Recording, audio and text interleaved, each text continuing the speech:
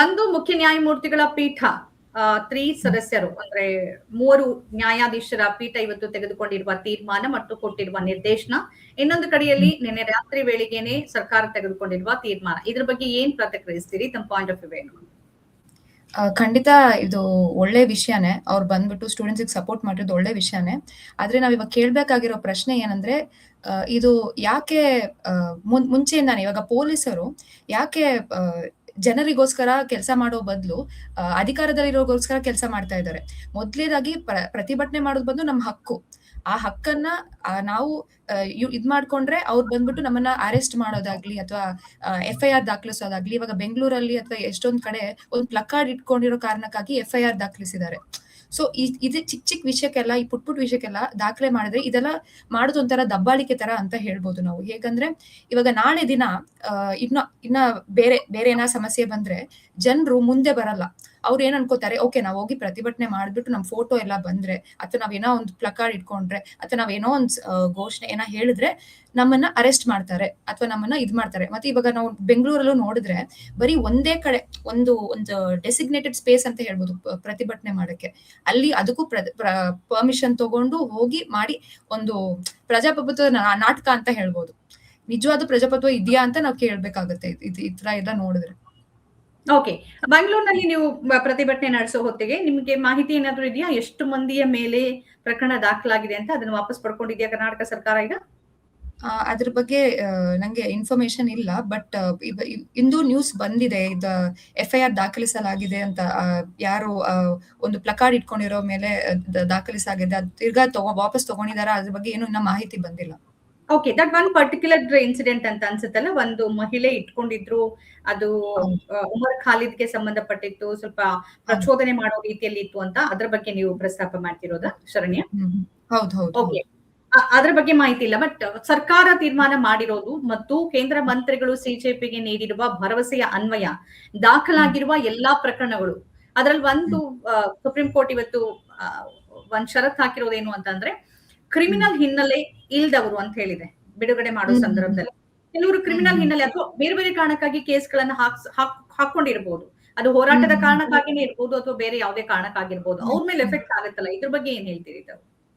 ಖಂಡಿತ. ಇವಾಗ ಕೇಸ್ ಅಂದ್ರೆ ಎಷ್ಟೊಂದ್ ಜನ ಮೇಲೆ ಕೇಸ್ ಇದ್ದೇ ಇದೆ. ಮತ್ತೆ ಇವಾಗ ನೋಡಿ, ಇವಾಗ ಪ್ರೊಟೆಸ್ಟ್ ಅಲ್ಲಿ ಅವ್ರ ಮೇಲೆ FIR ಹಾಕಿದ್ದಾರೆ ಅಂದ್ರೆ, ಮುಂದೆ ಯಾವ್ದೋ ಪ್ರೊಟೆಸ್ಟ್ ಅಲ್ಲಿ ಹಾಕಿದ್ದಾರೆ ಅಂದ್ರೆ ಅದು ಕೇಸೆ. ಚಿಕ್ಕ ವಿಷಯನೂ ಕೇಸೆ. ಸೊ ಎಲ್ಲಾ ಅಕ್ಯುಮುಲೇಟ್ ಆಗಿ ನೀವು ಅವ್ರನ್ನ ಒಂದು ಅಪರಾಧಿ ಅಂತ ಹೇಳಕ್ ಆಗಲ್ಲ. ಪ್ರತಿಭಟನೆ ಮಾಡೋದೇ ಒಂದು ಅಪರಾಧದ ವಿಷಯ ಅಂತ ಹೇಳಕ್ ಆಗಲ್ಲ. ಸೊ ಅದು ನೀವ್ ಇನ್ನ ಸರಿಯಾಗಿ ನೋಡ್ಬೇಕು. ಅದು ಐ ಡೋಂಟ್ ನೋ, ಅದು ಟೈಮ್ಸ್ ಆಫ್ ಇಂಡಿಯಾನೋ ಏನೋ ಹಾಕಿದೆ, ಎಷ್ಟೊಂದ್ ಜನ ಕ್ರಿಮಿನಲ್ಸ್ ಇದ್ರು. ಅದು ತುಂಬಾ ಒಂಥರ ಫೀಡಿಂಗ್ ಇಂಟು ದ ಪ್ರೊಪಗ್ಯಾಂಡಾ ತರ ಅನ್ಸುತ್ತೆ. ಓಕೆ, ಇವರೆಲ್ಲ ಕ್ರಿಮಿನಲ್ಸ್ ಇಲ್ಲಿ ಬಂದು ಇದ್ ಮಾಡ್ತಾ ಇದಾರೆ ಅನ್ನೋ ಆ ವೇಲ್ ಹೊಟ್ಟೋಗ್ಬಿಡತ್ತೆ ಅಂತ ಅನ್ಸುತ್ತೆ. ಬಟ್ ದಿಸ್ ಟೈಮ್ ಜನತೆಗಳು ಅಂದ್ರೆ ನಿಮ್ಮಂತವ್ರು ಭಯ ಪಡ್ಲಿಲ್ಲ ಅಂದ್ರೆ ಈ ಪ್ರಕರಣಕ್ಕೆ ಭಯ ಪಡ್ತಾರಾ ಅಥವಾ ಭಯ ಪಡಿಸ್ಬೋದು ಅಂತ ಅಂದ್ಕೊಂಡ್ರೆ ಅದ್ರಲ್ಲಿ ಒಂದು ಸಿಸ್ಟಮ್ ಯಶಸ್ವಿ ಆಗತ್ತೆ ಅಂತ ಅನ್ಸುತ್ತೆ ಶರಣ್ಯ? ಖಂಡಿತ ನಾವು ಭಯ ಪಡಬಾರ್ದು. ನಾವು ಇವಾಗ ಯಾಕೆ ಇದೆಲ್ಲ ಕ್ರಮ ತಗೋತಿದ್ದಾರೆ ಅಂದ್ರೆ, ಯಾಕೆ ಅರೆಸ್ಟ್ ಎಲ್ಲ ಮಾಡ್ತಿದಾರೆ ಅಂದ್ರೆ, ಅವ್ರು ಇದನ್ನ ಒಂದು ರಾಜಕೀಯ ಸೋಲಾಗಿ ನೋಡ್ತಾ ಇದ್ದಾರೆ. ಮುಂದೆ ಈ ತರ ನಡಿಬಾರ್ದು, ಮುಂದೆ ಇವ್ರ ಬಾಯಿ ಮುಚ್ಚಿಸ್ಬೇಕು, ಮುಂದೆ ಇವ್ರ ಈ ತರ ಪ್ರತಿಭಟನೆ ಮಾಡ್ಬಾರ್ದು ಅನ್ನೋ ಕಾರಣಕ್ಕೆ ಈ ಅರೆಸ್ಟ್ ಎಲ್ಲ ಆಗ್ತಿರೋದು, FIR ಆಗ್ತಿರೋದು, ಏನೇ ಆಗ್ತಿರೋದು. ಇವಾಗ ನಾವು ಬಿಹಾರಲ್ಲಿ ನೋಡಿದ್ರೆ ಅದು AK-47 ಎಲ್ಲ ಇಟ್ಕೊಂಡಿದ್ರು.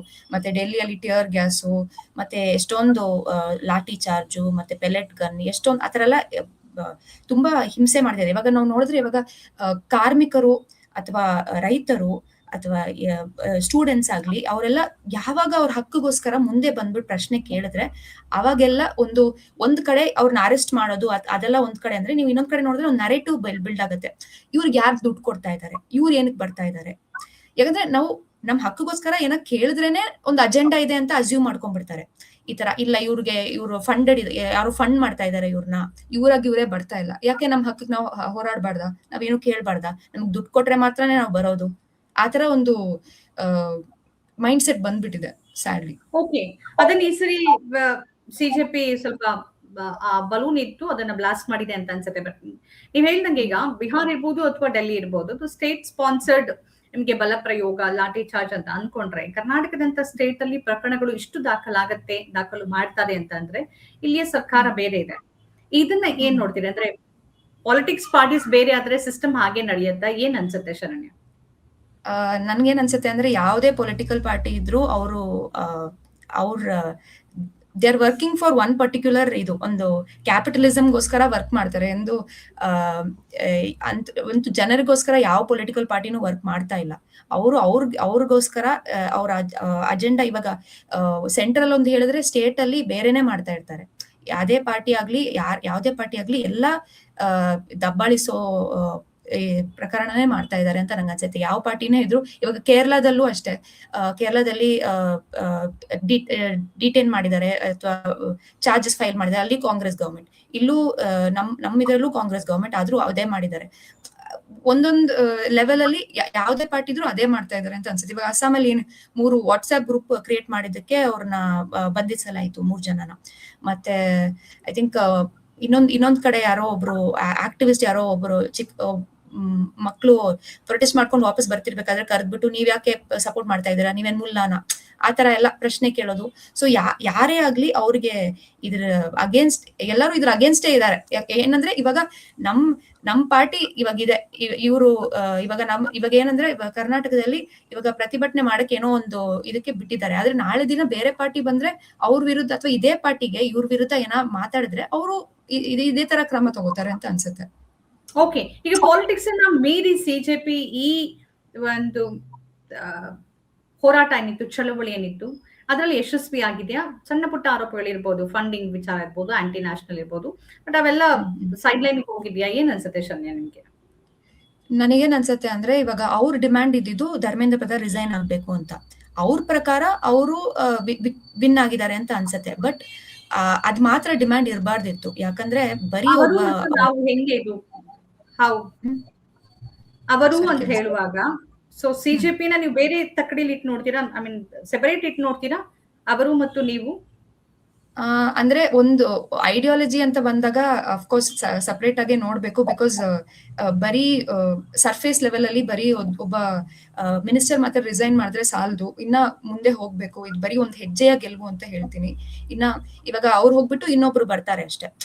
ಬಟ್ ಸಿಸ್ಟಮ್ ಯಾವತ್ತೂ ಬದಲಾಗಲ್ಲ. ಯಾಕಂದ್ರೆ ಸಿಸ್ಟಮ್ ಅಲ್ಲಿ ಇನ್ನ ಎಷ್ಟೊಂದು ಪ್ರಾಬ್ಲಮ್ ಇದೆ, ಖಾಸಗೀಕರಣ ಇದೆ, ಮತ್ತೆ ಎಷ್ಟೊಂದು ಬೇರೆ ಬೇರೆ ರೀತಿಯಲ್ಲಿ ಪ್ರಾಬ್ಲಮ್ ಇದೆ. ಅದು ಫಸ್ಟ್ ಅದನ್ನ ಸಾಲ್ವ್ ಮಾಡಕ್ಕೂ ಟ್ರೈ ಮಾಡ್ಬೇಕು ಅಂತ ನನಗನ್ಸುತ್ತೆ. ಬಿಕಾಸ್ ಬರೀ ಒಂದು ಮಿನಿಸ್ಟರ್ ಮಾತ್ರ ರಿಸೈನ್ ಆಗೋದು, ಅದಕ್ಕೆ ಸೆಲೆಬ್ರೇಟ್ ಮಾಡಿ ಫುಲ್ ಆಯ್ತು ನಾವ್ ಇವಾಗ ಪ್ರೊಟೆಸ್ಟ್ ಎಲ್ಲ ಸ್ಟಾಪ್ ಮಾಡ್ತಿದೀವಿ ಅನ್ನೋದು ನಾಟ್ ಅ ಗುಡ್. ಆದ್ರೆ one thing I would appreciate is ಅವ್ರು ಬಂದು ಮೊಬಿಲೈಸ್ ಮಾಡಿದ್ದಾರೆ, ಆರ್ಗನೈಸ್ ಮಾಡಿದ್ದಾರೆ, ಜನ ಒಟ್ಟಿಗೆ ತಂದಿದ್ದಾರೆ. That is a very good thing. But ಇದನ್ನ ಇಟ್ಕೊಂಡು ಇನ್ನ ಮುಂದೆ ಮಾಡ್ಬೇಕು ಅಂತ ಅನ್ಸುತ್ತೆ. ಬಿಕಾಸ್ ಇವಾಗ ಹೇಗೆ ಸ್ಟ್ರಕ್ಚರ್ ಬಿಲ್ಡ್ ಮಾಡಬಹುದು ನಿಮ್ ಪ್ರಕಾರ? ಇವಾಗ ಇದು ಫಸ್ಟ್ ಇವಾಗ ಚೇಂಜ್ ಮಾಡಿದ್ದಾರೆ ಇವ್ರನ್ನ. ಸ್ಟಾರ್ಟಿಂಗ್ ಅಲ್ಲಿ ಇನ್ನ ಪಾಲಿಸೀಸ್ ತರಬೇಕು, ಇವಾಗ ಪುಷ್ ಮಾಡ್ಬೇಕು. ಇವಾಗ ಕರ್ನಾಟಕದಲ್ಲೇ ಎಷ್ಟೊಂದು ಗವರ್ಮೆಂಟ್ ಸ್ಕೂಲ್ಸ್ ಎಲ್ಲ ಕ್ಲೋಸ್ ಮಾಡ್ತಾ ಇದ್ದಾರೆ, ಮ್ಯಾಗ್ನೆಟ್ ಶಾಲೆ ಅದೆಲ್ಲ ತರ್ತೀನಿ ಅಂತೆಲ್ಲ ಹೇಳ್ತಾ ಇದ್ದಾರೆ. ಅದೆಲ್ಲ ನಿಲ್ಲಿಸ್ಬೇಕು ನಾವು. ಅದ್ರ ಬಗ್ಗೆ ಇದೆಲ್ಲ ಯಾಕಂದ್ರೆ ಇದೆಲ್ಲ ಒಂದು ಕನೆಕ್ಟೆಡ್ ಇಶ್ಯೂಸ್. ನಾವು ಇದನ್ನ ಒಂದು ಐಸೋಲೇಟೆಡ್ ಇಶ್ಯೂ ಆಗಿ ನೋಡಕ್ಕೆ ಆಗಲ್ಲ, ಎಲ್ಲ ಕನೆಕ್ಟೆಡ್ ಆಗಿರುತ್ತೆ. ಇವಾಗ ಪ್ರೈವೇಟ್ ಶಾಲೆಗಳಿಗೆ ದಾರಿ ಮಾಡೋದ್ರಿಂದಾನೇ ಈ ಗವರ್ಮೆಂಟ್ ಶಾಲೆ ಎಲ್ಲ ಮುಚ್ಚಿಸ್ತಾ ಇದ್ದಾರೆ. ಸೊ ನಾವು ಒಂದೊಂದ್ ವಿಷಯನೂ ತಗೊಂಡ್ ಬಂದು ಇವಾಗ ಇವ್ರು ಚೇಂಜ್ ಆಗ್ಬಿಟ್ರು ಅಂತ ಇಲ್ಲಿ ಸಮಸ್ಯೆ ಪ್ರಾಬ್ಲಮ್ ಸಾಲ್ವ್ ಆಗಲ್ಲ. ಎಷ್ಟೊಂದು ಪ್ರಾಬ್ಲಮ್ ಇದ್ದೇ ಇದೆ, ಎಜುಕೇಶನಲ್ ಆಗ್ಲಿ ಎಲ್ಲೇ ಆಗ್ಲಿ ಪ್ರಾಬ್ಲಮ್ ಇದ್ದೇ ಇದೆ. ಸೊ ನಾವು ಒಂದು ಡಿಸ್ಕಷನ್ ಇಟ್ಕೊಂಡು ಏನೇನ್ ಪ್ರಾಬ್ಲಮ್ ಇದೆ ಅಂತ ನೋಡಿ ಪಾಲಿಸಿ ವೈಸ್ ಚೇಂಜ್ ತಗೊಂಡ್ಬರ್ಬೇಕು ಹೊತ್ತು ಬರೀ ಒಂದು ಮಿನಿಸ್ಟರ್ ಚೇಂಜ್ ಮಾತ್ರ ಆದ್ರೆ ಆಗಲ್ಲ. ಓಕೆ, ಸೊ ಅದಂದ್ರೆ ಸ್ಟೇಟು ಸೆಂಟರು ಕನ್ಕರೆಂಟ್ ಅಂತ ಬಂದಾಗ, ಈಗ ನೀವು ಸರ್ಕಾರಿ ಶಾಲೆ ಅಂತ ಬಂದ್ರೆ ಸ್ಟೇಟ್ ಇಶ್ಯೂ ಹೆಚ್ಚು ಅಟ್ರಾಕ್ಟ್ ಆಗೋದ್ರಿಂದ ನಿಮ್ಗಲ್ಲಿ ದೀಪ್ಕೆನೋ ಅಥವಾ ಸಿಜೆಪಿನೋ ಇಲ್ಲಿ ಬಂದು ಪ್ರತಿಭಟನೆ ಮಾಡೋಕ್ಕಾಗಲ್ಲ. ಇಲ್ಲೊಂದು ಚಳವಳಿ ಆರಂಭ ಆಗ್ಬೇಕಾಗತ್ತೆ. ಇಲ್ಲ, ಸರ್ಕಾರಿ ಶಾಲೆನ ಉಳಿಸಿ ಮತ್ತೆ ಸ್ಟೇಟ್ ಪಾಲಿಸೀಸ್ ಏನಿದೆ ಅದನ್ನ ಚೇಂಜ್ ಮಾಡಿ ಅಂತ. ಸೊ ಅದಕ್ಕೆ ಏನ್ ಮಾಡ್ಬೋದು? ಅದಕ್ಕೆ ಇವಾಗ ಸೆಂಟ್ರಲ್ಲಿ ಅವರು ಪವರ್ ಇದೆ, ಅವರು ಆಲ್ರೆಡಿ ಒಂದು ಪವರ್ ಬಿಲ್ಡ್ ಮಾಡಿದ್ದಾರೆ ಅಲ್ಲಿ ಡೆಲ್ಲಿಯಲ್ಲಿ. ಆ ತರನೇ ಬೇರೆ ಫ್ರಾಕ್ಷನ್ಸ್ ಬರಬೇಕು. ಇವಾಗ ನಾವು ಆಲ್ರೆಡಿ ಎಷ್ಟೊಂದು ವಿದ್ಯಾರ್ಥಿಗಳ ಸಂಘಟನೆ ಇದೆ, ಅವ್ರ ಜೊತೆ ಕೈ ಜೋಡಿಸಿ ನಾವು ನಮ್ಮ ರಾಜ್ಯದಲ್ಲಿ ಏನ್ ಮಾಡ್ಬೋದು, ನಾವ್ ಹೇಗೆ ಪ್ರತಿಭಟನೆ ಮಾಡ್ಬೋದು, ಏನ್ ಮಾಡ್ಬೋದು ಅಂತ ಇದ್ ಮಾಡಿ ಪ್ಲಾನ್ ಮಾಡ್ಬೇಕು. ಬರೀ ಒಂದೇ ಫೋಕಸ್ ಅಲ್ಲಿ ಇರಬಾರ್ದು, ಎಲ್ಲ ಒಟ್ಟಿಗೆ ಬರ್ಬೇಕು. ನೀವು ಹೇಳ್ದಾಗೆ ಅವರು ನೀವು ಅಂತ ನಾವು ನೋಡ್ಬಾರ್ದು, ಎಲ್ಲ ಒಟ್ಟಿಗೆ ಬಂದು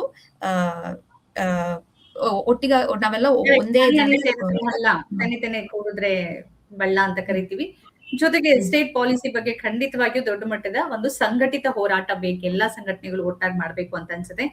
ಶರೀನ ಎಷ್ಟೊತ್ತು ಈ ವಿಚಾರದ ಬಗ್ಗೆ ತಮ್ಮ ಪಾಯಿಂಟ್ ಆಫ್ ವ್ಯೂ ನಮ್ ಜೊತೆಗೆ ಹಂಚ್ಕೊಂಡ್ರಿ. Thank you so much. ನಮ್ಮ ಕಾರ್ಯಕ್ರಮಗಳನ್ನ ನೀವು ನೋಡ್ತಾ ಇದ್ರೆ ನಮ್ಮ ಚಾನೆಲ್ ಅನ್ನ ಸಬ್ಸ್ಕ್ರೈಬ್ ಮಾಡಿ, ಪಕ್ಕದ ಬೆಲ್ ಐಕಾನ್ ಒತ್ತಿ ನಮ್ಮನ್ನ ಬೆಂಬಲಿಸಿ. ಹಾಗೆ ನಮ್ಮ ಕಾರ್ಯಕ್ರಮಗಳನ್ನ ಲೈಕ್ ಮಾಡಿ, ಕಮೆಂಟ್ ಮಾಡಿ, ಅದನ್ನ ಬೇರೆಯವರಿಗೂ ವಾಟ್ಸ್ಆಪ್ ಮೂಲಕ ಶೇರ್ ಮಾಡಿ. ನೀವು ಹೀಗೆ ಮಾಡಿದಾಗ ನಮ್ಮ ಚಾನೆಲ್ ಇನ್ನಷ್ಟು ಮತ್ತಷ್ಟು ಜನರಿಗೆ ತಲುಪಲು ನೀವು ನಮ್ಮೊಂದಿಗೆ ಸಹಕರಿಸಿದ ಹಾಗಾಗುತ್ತೆ. ಇದು ನೀವು ಯಾವುದೇ ಖರ್ಚಿಲ್ಲದೆ ಕೆಲವೇ ಸೆಕೆಂಡುಗಳಲ್ಲಿ ನೀಡಬಹುದಾದ ಸಹಕಾರ. ಧನ್ಯವಾದಗಳು.